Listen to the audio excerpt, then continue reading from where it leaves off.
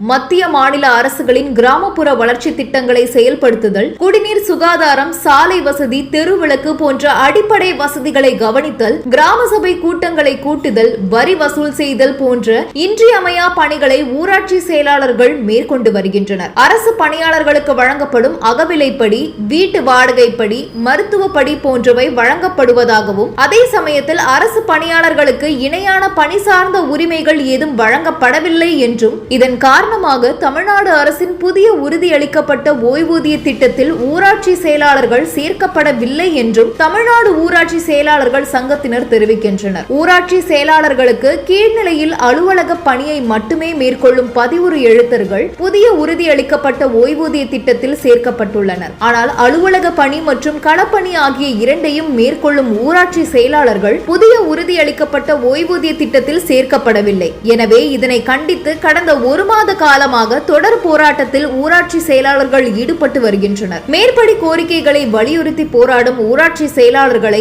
அழைத்து பேசி அவர்களை தமிழ்நாடு புதிய உறுதியளிக்கப்பட்ட ஓய்வூதிய திட்டத்தில் இணைக்க வழிவகை செய்யாமல் அவர்கள் மீது அடக்குமுறையை திமுக அரசு ஏவிவிட்டுள்ளது. இந்த செயல் ஊராட்சி செயலாளர்களை வஞ்சிக்கும் செயல். எனவே காலமுறை ஊதியம் பெற்று வரும் ஊராட்சி செயலாளர்களை தமிழ்நாடு புதிய உறுதியளிக்கப்பட்ட ஓய்வூதிய திட்டத்தில் சேர்க்கவும், ஓய்வு பெற்ற ஊராட்சி செயலாளர்களுக்கு குறைந்தபட்ச ஓய்வூதியம் மாதம் 15,000 ரூபாய் வழங்கவும் உடனடி நடவடிக்கை எடுக்க வேண்டும். இதுவே ஊராட்சி செயலாளர்களுக்கு திமுக அரசு செய்கின்ற நன்றி கடனாக இருக்கும்.